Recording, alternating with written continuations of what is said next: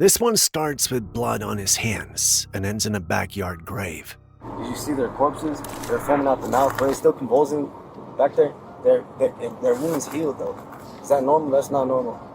They're like black out the mouth. Then another video leads to a body and a horror no one saw coming. First it smelled like gas, and it smelled like feces, and then it smelled like death. Now remember, when we open this is something that we're never going to be able to unsee. Is it a bloodbath in there? These are 3 of the most disturbing criminal cases ever caught in grim detail. But before we go deeper, don't forget to like, subscribe, and keep the lights on. You're gonna need them. The Wade Allen case, the twisted murder and dismemberment of Kelly K.J. Miller. On the morning of May the 22nd, 2019, police in Sturgis, Michigan, received a chilling 911 tip. A body awaited discovery at an unremarkable apartment. What began as a routine call, unveiled a nightmare. So when police received a 911 call sending them to an address to look for her, and officers found themselves standing on the doorstep of an ordinary-looking apartment, it was hard to believe the call was even real. After all, this wasn't the kind of thing one saw in the small town of Sturgis, Michigan. But there was only one way to find out. She said inside on the left. This is cool.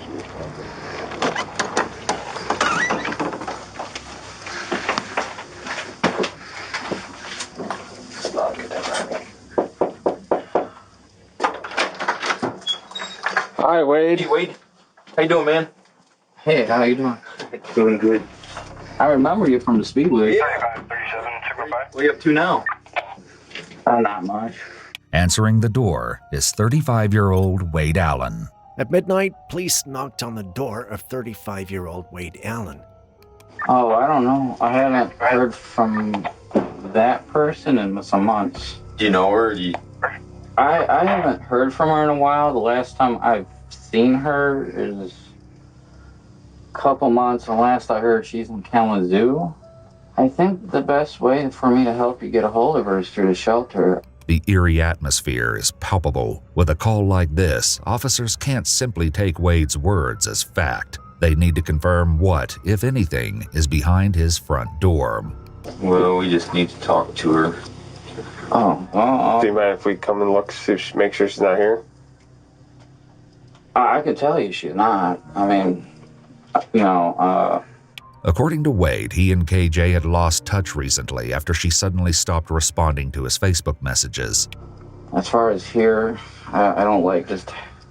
He calmly answered, claiming he hadn't seen Kelly Jean K.J. Warner Miller in months. She was just a passing acquaintance from Kalamazoo shelter, he said.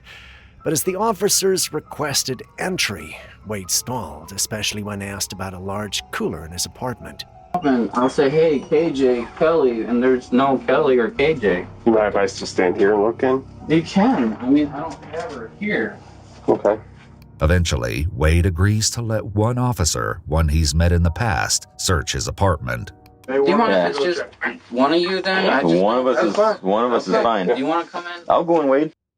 His refusals grew suspicious. He denied access to the fridge and cooler, offering vague excuses.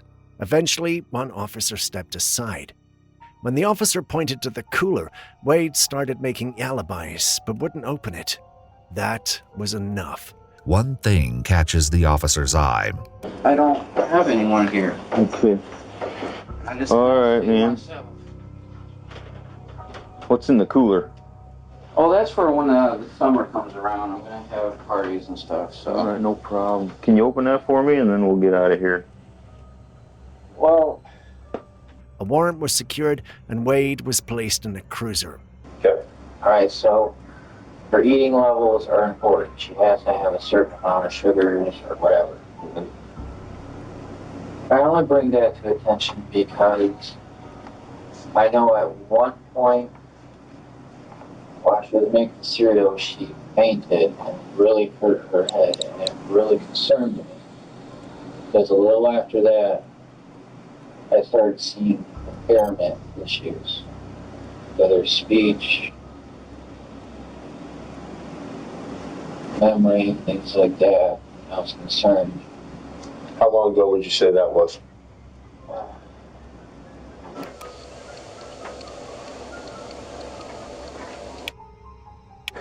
Yeah, that's good. I mean, right here. You seeing this? For her, that incident had to have happened. She fell. Did she become unconscious? Did she knock herself out? Did she just kind of stun herself? Did she? She was unconscious for a little bit. Okay. About how long would you say a little bit would be? Well, I would say 5 to 10 minutes, and even though that might seem like a little bit to me, that's a long time for someone to be unconscious. And as Wade tells it, KJ's symptoms lingered in the days after her fall, and they weren't subtle. She had no memory of what happened, and she struggled to carry out daily functions that weren't a challenge for her before. At the station, his story began to unravel. He said KJ had been high on meth, fell, and died. In the bathroom, the kitchen, his answers clashed and twisted with each retelling. Okay. Alright, so her eating levels are important. She has to have a certain amount of sugars or whatever. I only bring that to attention because I know at one point while she was making cereal, she fainted and really hurt her head, and it really concerned me.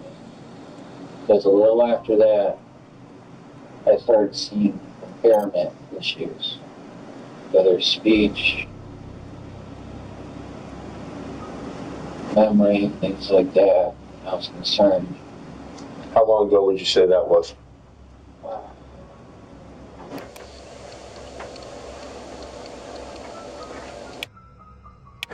Yeah, that's good. I mean, right here. You seeing this? For her, that incident had to have happened.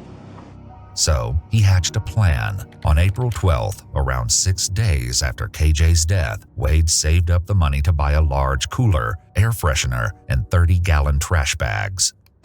So what happened at that point? You said that you bought one and then realized you needed a second. What do you mean by that? Well, I wanted to put her all in one so she could be whole. But I couldn't really move her in any kind of way to keep her whole. Then he confessed. KJ had died in his hot tub and had left her there overnight. Days passed, 6 to be exact. He tried stuffing her body into a cooler, but it didn't fit. I had to cut her legs so I could fit me out. Okay, when you say that, you mean that her body was too big for the first cooler? So you couldn't fit her in the first cooler? And was she too stiff to be able to move her around to put her in the cooler? Her head, her arms, her breasts. She's been gone for a while. Yep. See, her legs are detached and above the knee. Yep. Bugs have made their way in. Yep. There's a large amount of food there. Definitely female. Appears to be Caucasian. Naked, no clothes. Okay. Oh, yeah.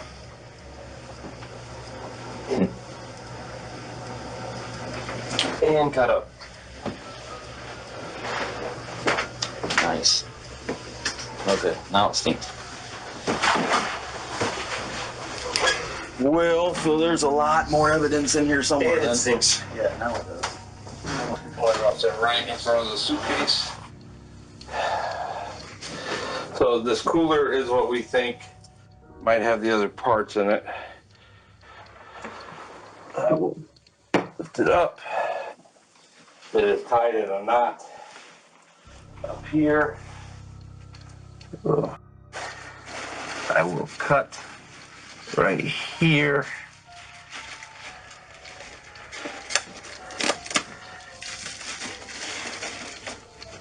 Yep, those are her legs.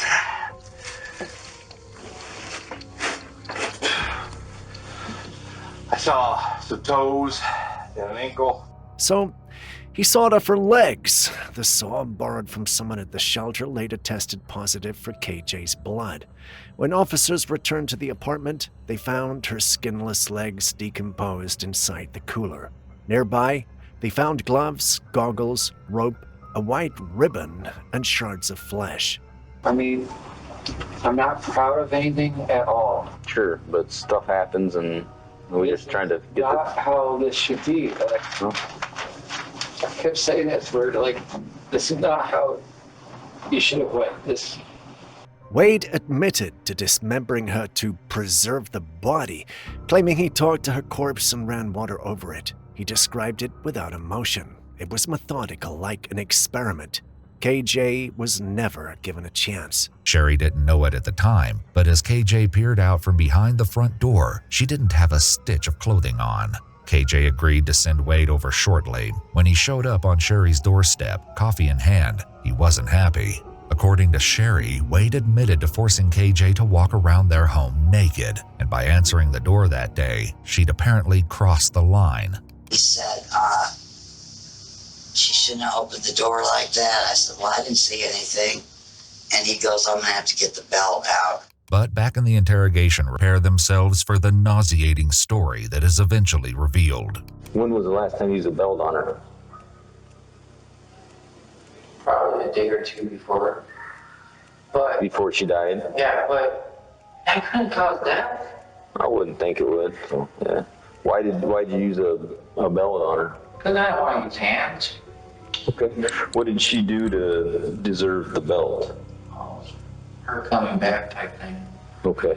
So it's punishment to her. But that's my point. I started using the belt because I didn't want to use hands anymore. He maintained his lie, sitting in the interrogation room, eating cookies as officers uncovered human remains. He insisted it was an accident, that he'd tried to help, but bruises told a different story. He admitted to hitting her not with fists, but with a belt. He said he no longer wanted to use his hands. Neighbors recalled disturbing scenes. One saw KJ naked answering Wade's door. Afterward, Wade had threatened to get the belt. That white ribbon found near her remains would later prove more than symbolic. One by one, these men explained that Wade had shared every gruesome detail about what really happened to KJ. And proudly, what they revealed shocked everyone. What did Wade Allen tell you guys? Man, dude, this guy is, well, let me just put it to you like this. He's a serial killer. He told us that he physically had this girl down on the bed with a white ribbon around her neck, watching the clock for 5 minutes until she was dead. And he brought her back to life. If you recall, police found ribbon while in Wade's apartment. Some type of ribbon? And when he did, the torture that he put her through, it's gross. It's disgusting. This is only the beginning of the horrifying reveals. Although Wade's alleged jailhouse stories vary slightly, several of his cellmates agree on a few particularly gruesome details about what happened to KJ. He told her, he says, you're going to die by someone that loves you and not somebody that hates you. Then the truth spilled from the cells around him. One by one, inmates came forward, repeating what Wade had bragged about in gruesome detail. He told them how he strangled her with the ribbon and timed it. 5 minutes, watching her fade, then reviving her with CPR. You'll die by someone who loves you, he allegedly said. He said he didn't know if it killed her, but he had to smack her to get her to come back. And I guess she never actually came back. She came back, but she wasn't there. So, and that's, you know. What do you mean by that? She wasn't coherent. You know, she never talked again to him, but he got her to breathe again. And in the meantime, according to another cellmate, she suffered unspeakably. He said a couple times he went in there and just put his hand over her face and nose to see if he could. He said, but she wouldn't die, like she didn't want to die. According to another man housed with Wade, he even seemed to regard her suffering as an inconvenience for him. He got to the point where he was laying in bed one day, and he felt the need to take a torch that he had, and he said he burned her tongue, her clit, and her nipples so that she would never feel arousal from another male again. He said he even put her in a bathtub and dumped scalding hot water on her feet to see if she had any movement, and she wouldn't move, scream, or nothing. He said it was so hot that he boiled the water and dumped it on her. He said it burnt his skin and everything right off of it. When she came back, she was no longer herself. She couldn't speak, move, or scream. He tied her up, locked her in a closet, went to work, and returned to punish her silence. When she wouldn't eat, he burned her tongue and some organs with a torch, scalding her feet with boiling water. When she didn't scream, he escalated. He'd warm the body up and have relations with it, or whatever you want to call it. That's just, I was like, geez, I wasn't trying to hear any of that, but he's a monster. Can we back up to that part? What do you mean he warmed the body up the head? In the tub, he would run warm water on it and then cool it down with cold water after he did whatever he did with it. She defecated on herself. He didn't clean her. He beat her, and when her body finally gave out, he still wasn't finished. Inmates said he warmed a corpse in the tub so he could rape it again. KJ's autopsy revealed multiple areas of bruising, including her chin, neck, and right ear. Her hyoid bone, situated at the top of the neck underneath the chin area, was fractured. This is considered a strong indicator of strangulation due to the rarity of fractures from other types of trauma. When police collected what remained, the damage was undeniable. A hyoid bone had snapped, a signature of manual strangulation. Bruises painted her face, neck, and torso. Internal injuries proved what Wade denied. This was not a fall. It was a violent, deliberate, and prolonged act. He would sit and watch Criminal Minds and talk about, if I had it all, I wish I'd have watched this and I could have done it differently. The way he talked, it seemed like he has done it before. According to his cellmates, it was Wade's total lack of remorse, even bragging, that set them off the most. It's out there, man. He's just laughing about it, and he can talk about it like it's nothing to it. He jokes about it. He breaks out a police report and lets people, if you're interested in reading something that way, he'll let you read it. And it's beyond me. And he said he loves the girl. You don't love somebody and do this kind of stuff to him, man. Right. One cellmate explained that in addition to Wade's sick, unmerciful behavior, he was so proud of his actions that he felt he deserved notoriety. He nicknamed himself Chops, and he even hoped to write a book. Still, he denied everything. But jailhouse accounts kept stacking. He watched Criminal Minds religiously, studied it like homework, and fantasized about doing it better. If I paid attention, I could have done it cleaner, he told them. He started calling himself Chops, like the dismemberment was some badge of honor. He joked about writing a book, showed off the police report. Despite Wade's claims, KJ did have a family, one that was concerned about her well-being and wanted to see her be happy in life. Wanted for fame, the infamy, not because he loved her, but because he believed no one else did. He was wrong. She had people who searched for her, friends who missed her, the family who grieved, and they were left to face the nightmare he left behind. In 2023, Wade was convicted of murder in the second degree, as well as mutilation of a dead body. He pled no contest and was sentenced to 39 to 60 years in prison. But Wade's brutality didn't stop with KJ. He was also convicted of third-degree criminal conduct after assaulting a fellow inmate in 2020. In 2023, Wade was sentenced to 39 to 60 years for second-degree murder and mutilating a corpse, but the damage was done. While awaiting trial in 2020, he attacked an inmate who had cooperated with the police, a calculated act of revenge. It added another charge, third-degree criminal conduct. Wade didn't serve time, he rotted in it. Just a monster who wore his cruelty like a second skin. He's not my dad. Child's brave words helped foil Florida kidnapping caught on body cam. It happened on October 10th in Hillsborough County, Florida. Just before 7 o'clock that evening, Deputy Jonathan Pasmino Alvarez was flagged down by a distressed father. I know where your dad is. I saw him running this way. The man told the officer his children, ages 4 and 8, were taken when someone stole his truck. It was just before 7 p.m. on October the 10th in Hillsborough County, Florida, when a nightmare scenario unfolded in real life. A distressed father frantically flagged down Deputy Jonathan Pasmino Alvarez, shouting that someone had stolen his truck with his 2 young children inside. The kids, just 4 and 8 years old, had been taken right from under his nose. Just minutes later, Deputy Pasmino Alvarez got eyes on the vehicle. Stop the truck! Now! Pull into the parking lot! When the truck pulled over, the deputy began asking questions. These not your car?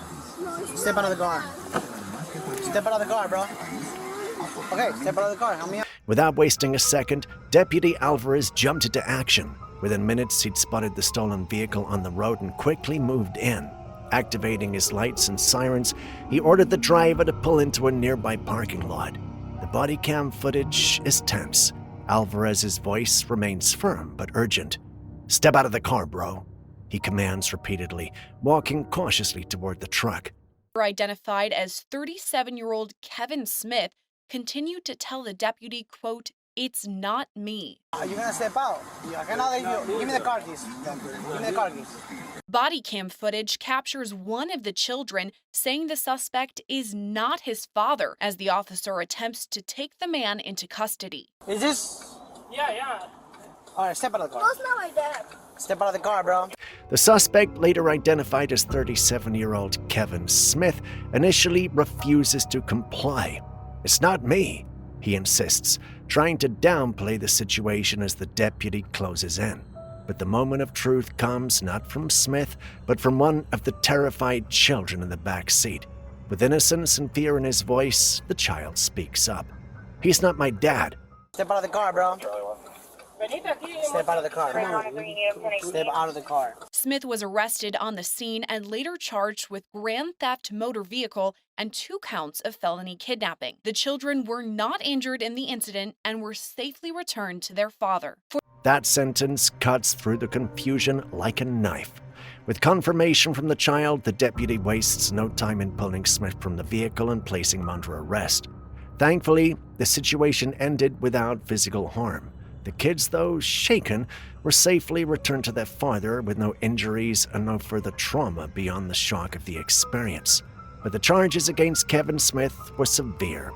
He was booked on counts of grand theft of a motor vehicle and 2 counts of felony kidnapping. The Adlai Mester case, a chilling descent into madness and murder. Around 1:45 in the afternoon on October 13, 2024, a 911 call came into the Bernalillo County, New Mexico Sheriff's Office. And the property adjacent to me I also own, but I rent to a nice family that has been living there for some years. We heard several gunshots about an hour and a half ago, and thought what we heard was kind of like a dog crying. Anyway, we heard about 5 or 6 gunshots, and then about 10 minutes later, a single gunshot. It did sound close by. Maybe I'm being paranoid. The caller, Daniel, said that despite hearing the shots an hour and a half earlier, he decided to text and call the Mestre family first. He also drove to their home and honked his horn several times. When there was no response, he called the authorities. On the afternoon of October the 13th, 2024, deputies in Bernalillo County, New Mexico responded to a 911 call that initially sounded routine.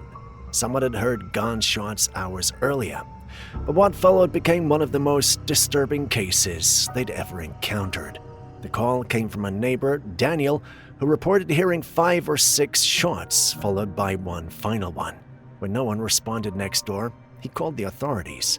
It isn't until 2:50 p.m., about an hour after the 911 call, that deputies arrive at the Mestre family home. Sheriff's Office!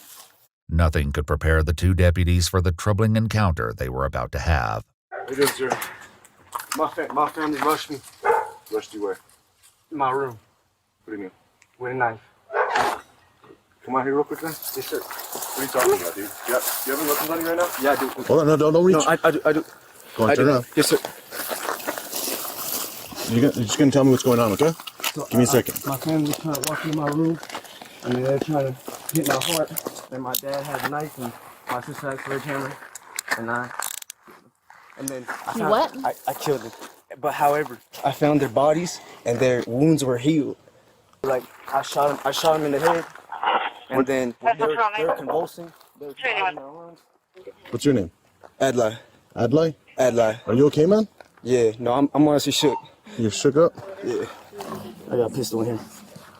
Oh, I was gonna put on my white. It was crazy. Is that normal? I don't know what happened. It's like they were trying to hit my heart, and then they were banging on my door. And You have blood on your hands, dude. What's up with that? My dad rushed me. I hit him, and then my mom was like, "You need to die." And I was like, "What the?" Deputies arrived around 2:50 p.m. and found 24-year-old Adlai Meister standing calmly outside. He claimed his family had tried to kill him and that he acted in self-defense, but his story quickly turned bizarre. He spoke of his heart being attacked, his sister with a sledgehammer, and his family foaming at the mouth, yet still convulsing.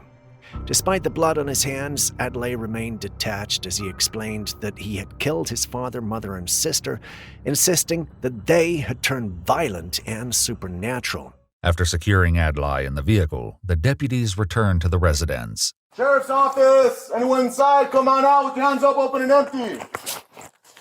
Look, if there's a lot of blood, can you give us 10 minutes? When their announcement goes unanswered, the deputies wait for backup to arrive. However, even from the doorway, it's evident that something horrific has occurred recently. Blood can be seen in pools and smears on the floor and stairs. When backup finally arrives, they prepare to enter the home. Do you guys want to work with the shield? Yeah. How's the dog? The dog, I think it's kenneled. Okay.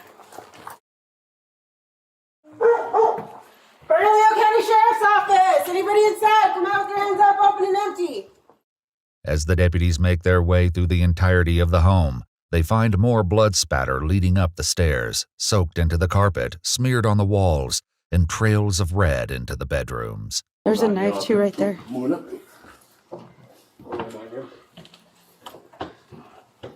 What's right? Looks like the showroom is gonna wrap around to the right on the whole hallway. Cool. There's another thing on here. There's a lot of blood. Sheriff's Office! Shell casing. Looks like someone was dragged. Yep. In another part of the home, they find evidence that one of the family's dogs has also been injured. I think this dog was shot too, so some of the blood may be coming from the dog. With no sign of Adlai's family anywhere inside, they head into the backyard. There's drag marks still here.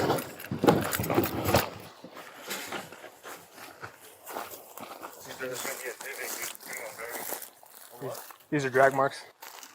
Let's try and stay out of them. Seeing the daunting expanse of the yard, one of the deputies heads back to the vehicles to speak with Adlai, hoping he can narrow down the search. Please don't kill me, officer. I'm not gonna kill you, dude, but I need to know where they're at. Alright, did you see that dog? I can show you. No. Okay, so no. Where are they? Are they inside the house or outside the house? They're in the backyard. Deputies placed him in the patrol car and entered the home. Inside, they found blood smeared on the floors, soaked carpets, and a trail leading upstairs. Shell casings, a bloody meat tenderizer, and a knife suggesting a violent struggle but no bodies. When asked again, Adlai calmly said the remains were in the backyard. And it isn't long before they find Adlai's father, David, mother, Nancy, and 17-year-old sister, Brayley. Okay, I got him. Oh, 3 deceased, 1 possibly looks like a juvenile. With the confirmation that Adlai has been telling the truth, at least about his mother, father, and younger sister already being dead, Deputies found the corpses of his father, David, his mother, Nancy, and his 17-year-old sister, Brielle, near a ravine. David had gunshots to the chest, arm, and head. Nancy had been shot in the back and suffered facial trauma. Brielle was shot in the eye and beaten. Around 9 p.m., we're like facing, there's like seismic wave. So I was just aiming at cell towers, top of Big Bend, top of Seattle. And then I was hearing a lot of seismic waves and a lot of women were hurting. So then I helped the woman pull coins out of her vagina and then healed.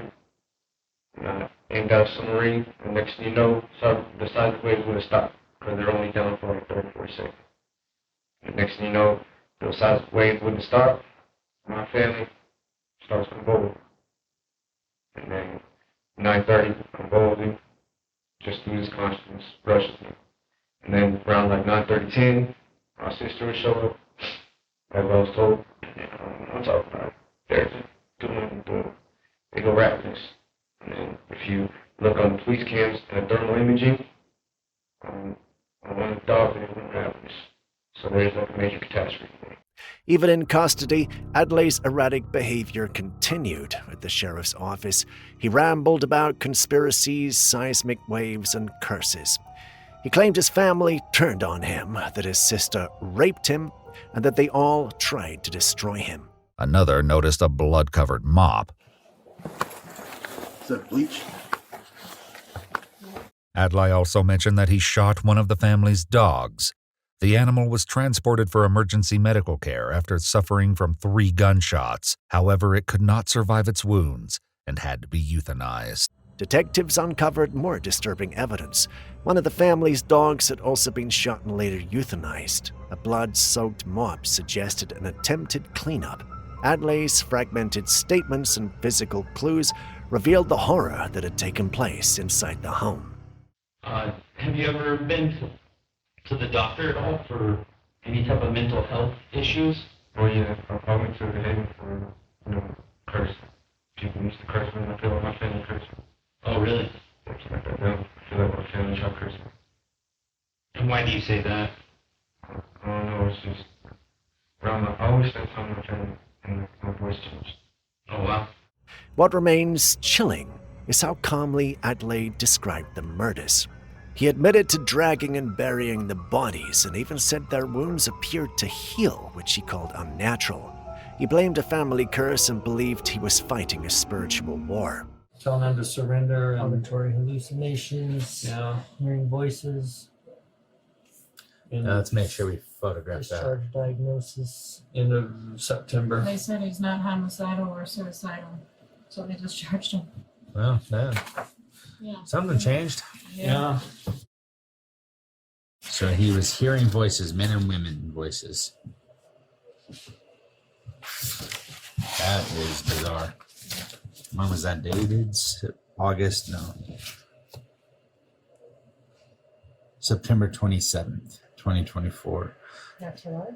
Adlai is a 24-year-old male admitted to psychosis, presenting with command auditory hallucinations. He states, I'm hearing voices and the women are telling me to surrender to police force and come to my reality, and the men are telling me to kill myself. He stated the voices have been present for years, but he has not paid attention to them.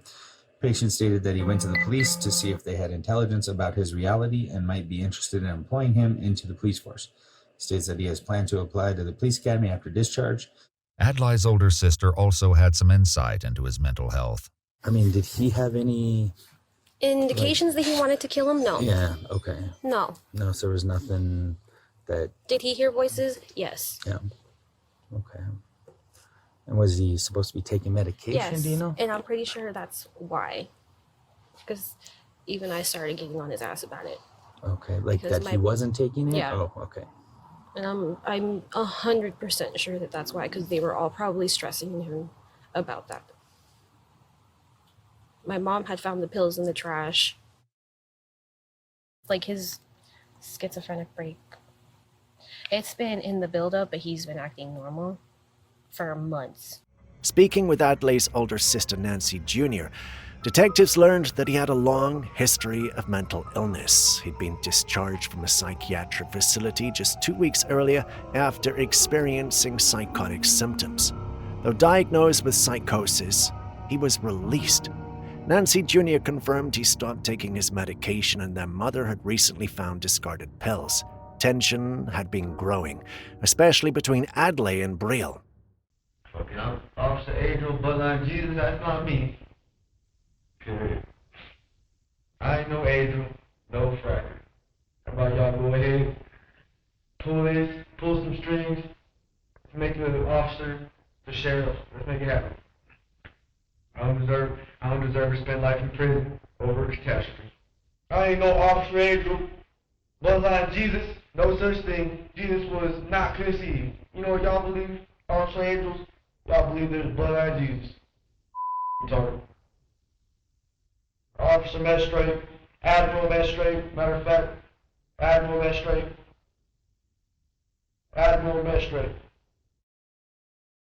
On Dubai, I was on.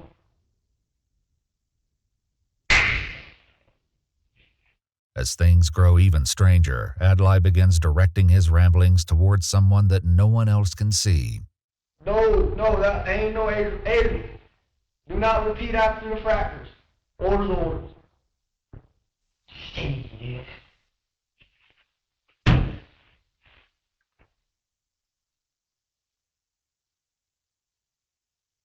Big 8. Admiral Big AD. Admiral Little Big AD. You got it?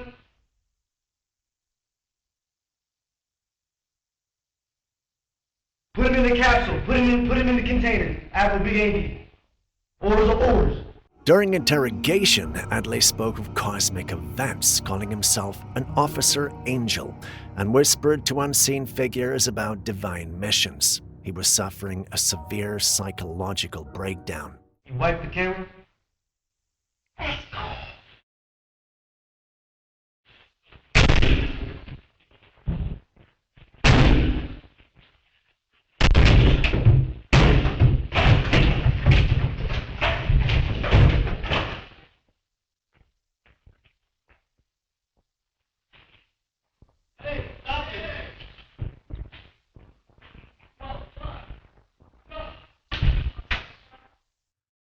At one point, he kicked through the wall of the interview room and attempted to escape.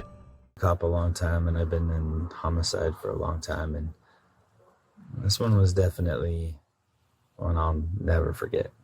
It was insane. Yeah. When he was initially approached by deputies, Adlai had claimed that his family had rushed him, as was discussed by the deputies who first responded to the crime scene. That was a dumb story. Oh, they all came at me. Killed them in all different places in the house. For the surviving family, especially Nancy Jr., the emotional devastation is immeasurable. She mourns her parents and sister while trying to comprehend the fact that her brother caused it all. Detectives defaced it as one of the most disturbing cases they had ever faced. A home soaked in blood, a mind unraveling, and a family shattered. Adlai Mestre was arrested for 3 counts of murder in the first degree, 3 counts of tampering with evidence, extreme cruelty to animals, escape from custody of officers, and criminal damage to... Adlai Mestre was charged with 3 counts of first-degree murder, evidence tampering, animal cruelty, escape from custody, and property damage. As of this writing, he has not been convicted. His mental state remains a central focus. If that left your skin crawling, hit like, subscribe, and stay close. The next nightmare could be waiting right around the corner. And whatever you do, don't trust the calm, because sometimes it's the quiet ones who carry the darkest storms.